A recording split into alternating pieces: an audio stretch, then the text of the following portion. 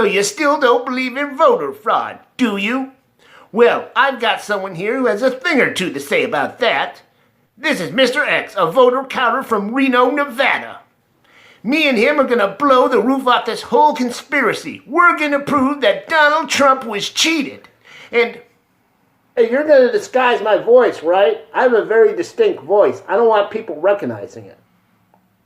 Yeah, we got you. We'll disguise your voice. We got it. We got the best people working on it. Good. Okay, Steve here with another random thought for the day. People who say they don't like pineapple on pizza say they don't like pineapple on pizza because they don't think fruits belong on pizzas. Oh, really? No fruits on pizzas? The tomato is a fruit. All right, Mr. X, you've got a story about voter fraud that you personally witnessed? All right, so I volunteered to count votes for Washoe County in the back. And we were at the Reno High School in the gymnasium. I was at a table counting votes, right? And across from me at an angle was this house magician. House magician? I don't follow.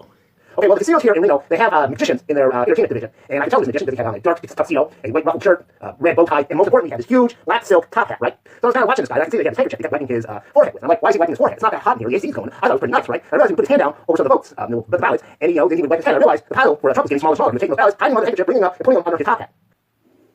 Wait, so what did you do? Did you tell anyone? I said, hey, Presto Yoinko here is stealing votes. He's putting them under his top hat.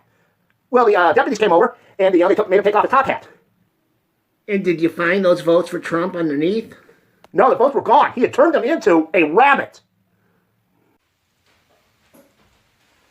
Okay, this is one of my last videos. I was asking the question whether or not President Trump could do to this election what Juan Guaido did to the Venezuelan election a couple years ago, where they refused to certify the results of the presidential election and go against the will of the people, then weasel their way into power like Juan Guaido did. Now, here's the thing. Yes, President Trump could get people to not certify the election, meaning there wouldn't be an official presidential winner for the 2020 presidential election. However, this would not mean that he'd be able to retain his power because there's no provision in the Constitution that would allow that, meaning that his term, as well as Vice President Mike Pence's term, ends on January 20th, and according to our line of succession, that means that the Speaker of the House of Representatives would become president. So here's the thing. On January 3rd, we've got to convince the Congressional Democrats to vote for Joe Biden as Speaker of the House so he could become president if that happened. Okay, so there's this one other time that someone started shouting, hey everyone, why don't you stop counting for a second, take a break, chillax. One of the casinos wanted to thank you for all your hard work, so they got something special for you. So we decided, hey, you know what, might as well take a break. We've been counting here all day, right?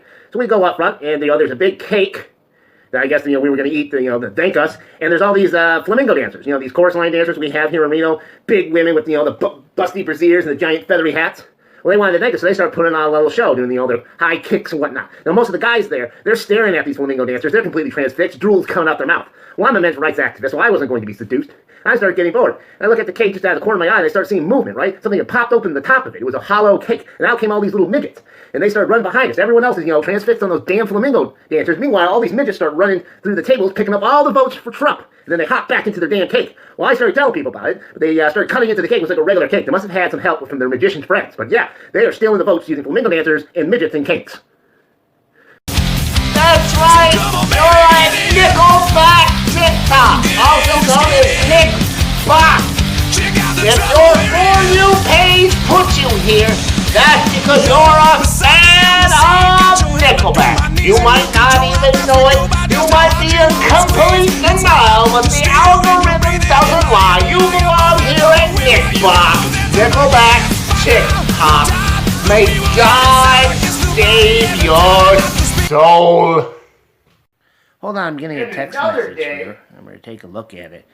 Wait a minute, it's telling me not to trust you, that you've been lying to me this whole time, that your real name is Xavier X. Xavierson, that you weren't a vote counter, and that you're an internet prankster with a show called Triple X, which is pranks people. What? You've been lying to me this whole time about voter fraud? That can't be true. No. Oh no, it's right, all right. This has all been a ruse. I fooled you good. You've been Triple X.